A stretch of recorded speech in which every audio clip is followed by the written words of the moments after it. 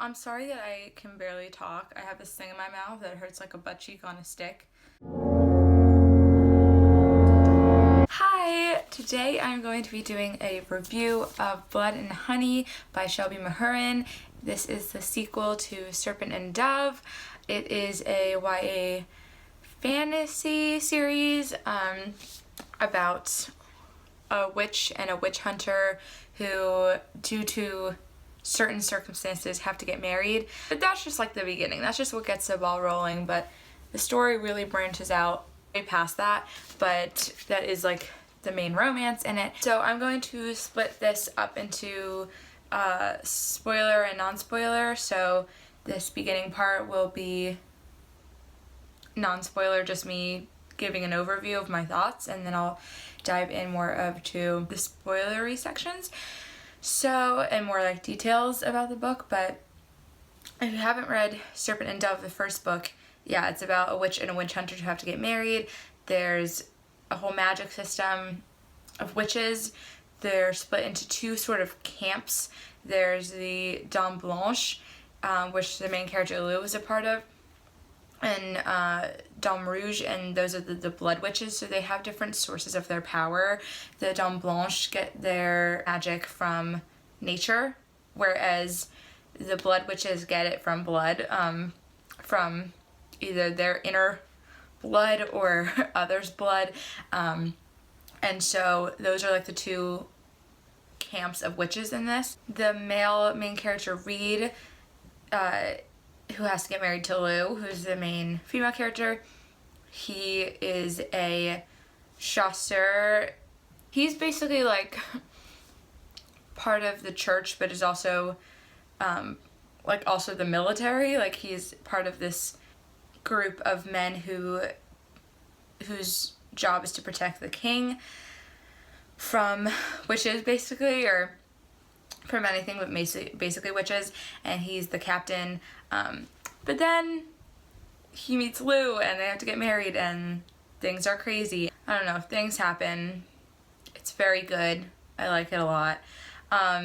Anyway, so Serpent and Dove was one of my favorite books of 2020. I read it, I think, right when quarantine was happening, or I finished it. Am I going crazy? I think I read it in March. I might be going crazy. But this came out September 1st. I bought it the day before it came out. I went to Barnes & Noble. If you saw my attempt at vlogging a few videos ago, I was buying this.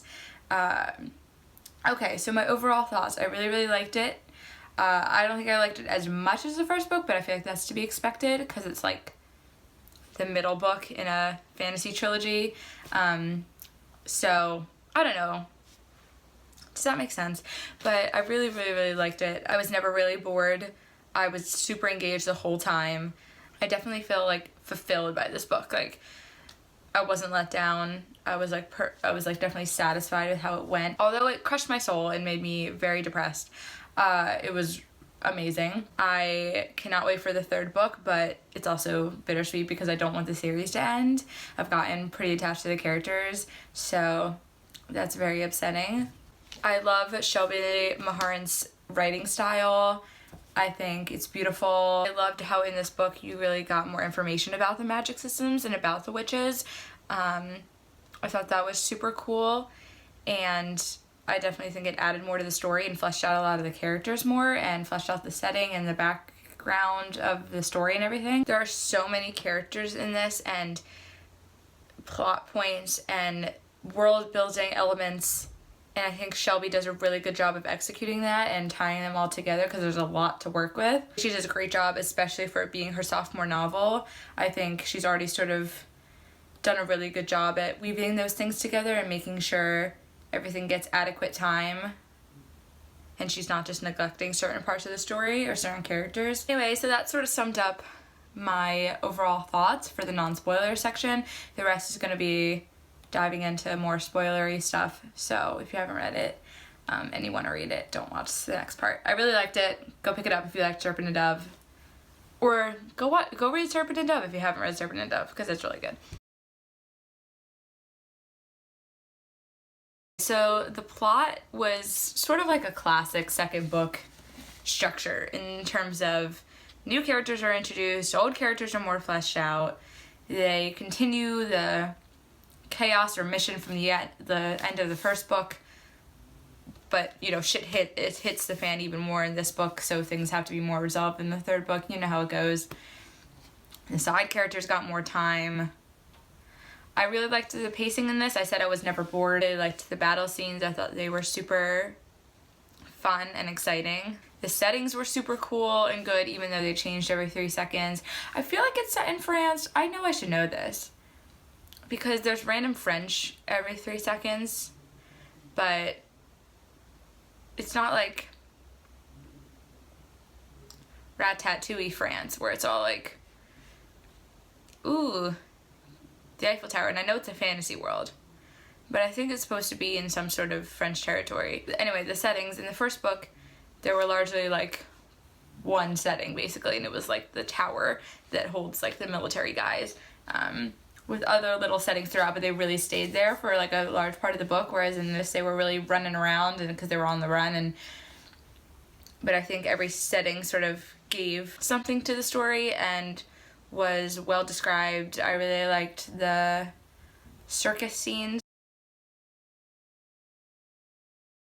Okay, so now I'm going to talk about characters, old and new. Let's first start out with Reed and Lou, the main couple. Both kind of annoyed the fuck out of me in this book, but I still love them. Start out with Lou. She was great, as per usual. She was like one of my favorite characters in the first book. It's very rare that there's, other than like maybe Six of Crows, that there's like a main character that I love so much. Usually I'm all about the side characters, which they were great too, but so it's very refreshing having a main female heroine that I don't want to murder every 3 seconds. Especially since I think what I love about the side characters are that they're largely comic relief. I'm thinking of Kenji and Shatter Me. He's my favorite character, and I think part of it because he is the comic relief, so it's very nice having a main character that's the comic relief. That's like very, to me it's unique, and I love that because we do hear from her perspective most, so it's not like I'm always waiting for funny moments from the side characters, even though they do come. It's like you really get funny moments from the main character. Besides Bo, I mean, Bo is hilarious and he's also the comic relief, but having it also in a main character is super interesting and super nice. However, she's like, because she's like that, she's sort of like the rock for me, like the rock of the story. So having this be really about her descent into chaos and her like unraveling was very stressful, because she's the main character and she's the rock of the story, so, and she's the funny one, so she's always sort of the one that's like, okay, everyone calm down, and she does have those moments, which is very, very nice. But because this is all about like her descent for the most part, it was kind of very stressful. Her becoming more like her mom and all that shook me. I was like, no. She still had some very good lines though. One of my favorite things about her in this book was that she didn't even hesitate when going to save Selly. Like when she found out that Selly was... Selly? Am I pronouncing this right? Probably not. When she found out that Selly was in danger, she didn't even hesitate. Like the petty bitch in me would be like, that's his ex-girlfriend. I don't know. She can stay where she is. Not really. I'd like to think that I'd be like Blue, but she didn't even have a second hesitation. It was my husband's first love, and she wasn't even like, ooh, how will this affect him? Like, especially while she's having her own shit. Anyway, I was super proud of her. I really liked that. Like, she didn't even have a second thought. She was like, let's go save her. Good for her. I was really proud of her. I did not like that she told Ansel that he was worthless. That fucking sucked. I wish that never happened. I never liked that plot point or whatever in even like shows or movies where they have to be like, to get this character to do something, I have to insult him and make him want to leave. I hate that. I hate it so much. Like the fact that like, oh, if I just told him to leave, he wouldn't, so I have to really insult him so he feels like he has to, or whatever, or different situations like that. I can't stand that. So that was deeply upsetting. Anyway, let's talk about Reed. He stressed me out, but whatever. If I had one word to describe him in this book, it'd be simp.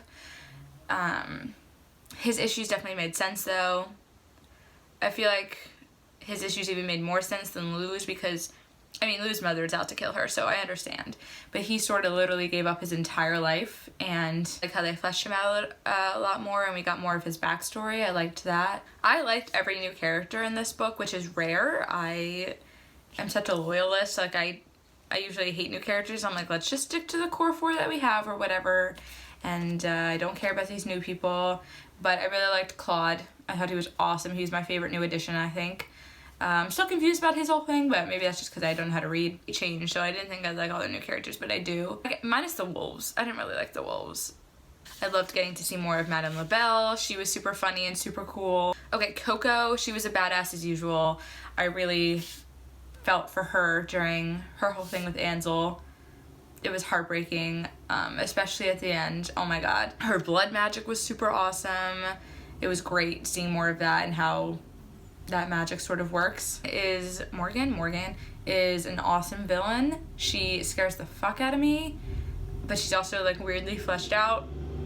She's evil as heck, but she's very interesting to hear. I love Bo and Ansel so much, as per usual. I love him just like I loved him in the first book. They deserve more time, but what can you do? Okay, the romances, reading Lou or cute or whatever. I think it's obvious they're gonna get a real wedding in the third book. I think that was like very heavily foreshadowed in this. So that'll probably be adorable if they both survive up until that point. I definitely liked it better in the first book because it was the pining, like it was them falling in love despite their different lifestyles or whatever. I really liked the pining and the building of their relationships. Now that they're together, I was like, okay. But no, their conflict definitely made sense and it made it more angsty. It took too long to get to the sex scene. Definitely too long, but it's about the yearning, so I do understand. I wish we would have gotten Reed's point of view in the sex scene, honestly, because we got Lou's point of view in the first book too. But I would have really liked to get it from Reed's point of view because his thing with sex is so much more interesting, I think, because he had this whole repressed sexuality growing up as part of this organization where it was really like wait until marriage, and also even then like if you do, then you're like out of the group, like very also the huge religious aspect and how that played into it. So he really grew up with this repressed sense of sexuality and shame involving that. And so I would have really liked to get his perspective at least once during one of those scenes, but hopefully maybe in the third book, even though Lou's point of view in it was beautiful and she had really good lines, and it's not like you can't tell what Reed is thinking, but I would have liked to get it from his point of view. Maybe like they could have like switched halfway through in terms of their point of view, like, because I did like hearing Lou's. She's so funny, and this part was especially super super sweet. Can we talk about the LGBT representation in this book? Where do I even begin? I don't think I've ever read a book, unless maybe like Felix Ever After or whatever, where majority of the characters are LGBT. Like, besides the main two characters, and maybe Ansel, even though he seems like a bicon to me, whatever, and like other random people like Morgan or whatever, most of the characters introduced are LGBT, and it was so crazy. It was so casual and so refreshing. I was so happy. Like all the side characters, like literally, like we have the head of the wolf pack. He was talking about his husband or whatever, his wolf dad, you know. You got Coco, you got, who's a main character, you got Claude, you got Seraphine and Zena. I don't know if I'm saying, I forget their names, but the two women in the circus. I know it's not really a circus, but it is. I don't know what to call it, so I'm just gonna call it a circus. But that was just super exciting. Am I the only one, speaking of which, am I the only one that thought Babette was like some older woman? I don't know, not Coco's lover. I must not be able to read, but I really think I missed that, like in the first book, and suddenly she was supposed to be Coco's lover, and I was like, okay. Also, is Bo bisexual? Can somebody tell me? If you've read the book, there's a one part where he says, or at least not straight, he says at one point when he's talking about his sexual encounters. He said something about like his dad's friend or something like that, and I was like, what does this mean? But once again, I don't know how to read, so can somebody tell me? My only other issue with the romances are when are Coco and Bo gonna get together? I'm waiting for that. They definitely had some cute moments. It's so subtle. I really like how Shelby does it. Like, it's very subtle how she expresses that they sort of have feelings for each other. So I'm interested to see how that's gonna go book 3, especially because of what happened with Ansel.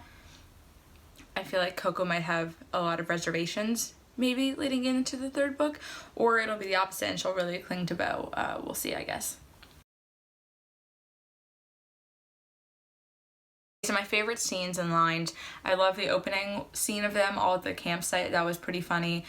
Ansel and Coco's fight scene, it was so heartbreaking, but I thought it was so well done. I was so upset. It was definitely emotion evoking and beautiful and heartbreaking, and I thought it was an amazing scene. When Bo ruins Lou's hair, oh my god, that was so funny. I know that was like supposed to be like a dark moment, because that's like the first time you see her, sort of one of the first glimpses into her like descent, but I thought that was so funny when he was trying to do her hair. Oh my god, I laughed so hard.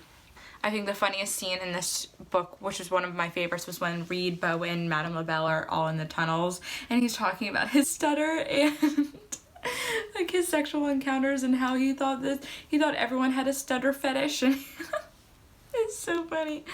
Reed's line on page 442, when I marked that page down, what was the line? It was something cute that he said to Lou. Oh my god, here it is. He goes, "You're a witch. I shouldn't have presented you using magic." I just thought this specific line was super cute. "Just don't let it take you somewhere I can't follow."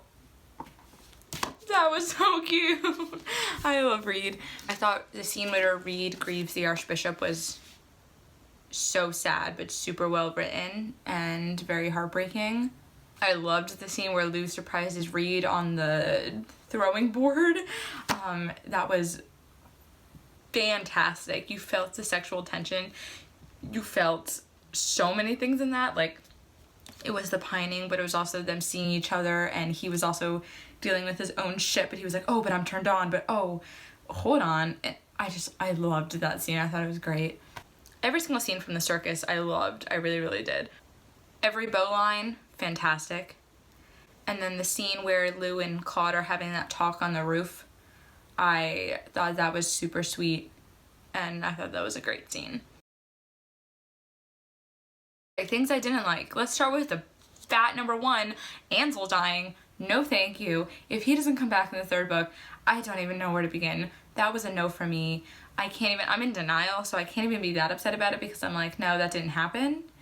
I didn't think there was enough Bo lines. I wish he had more.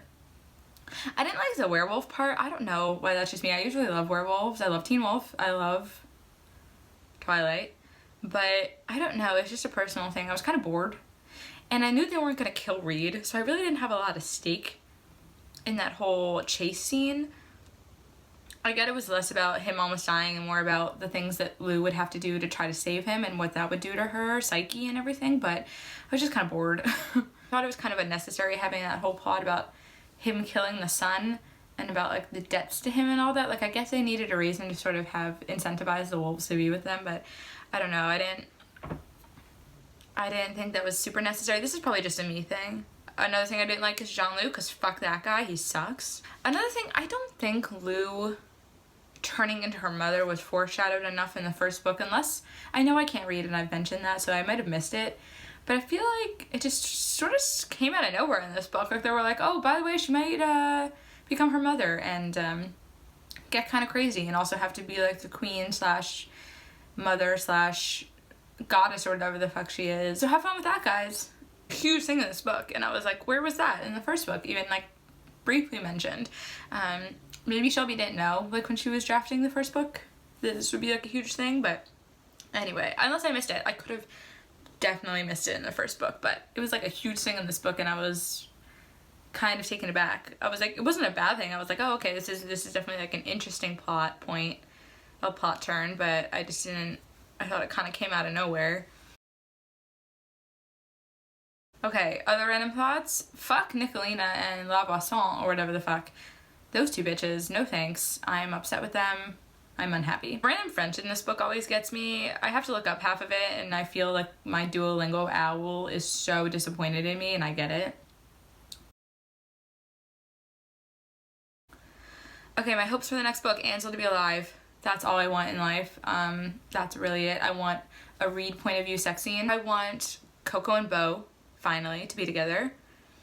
I want Gabby to come back, because I feel like I knew she was alive, but she sort of yeeted at that one point, so I think she's probably going to come back at some point, unless that was sort of it for her.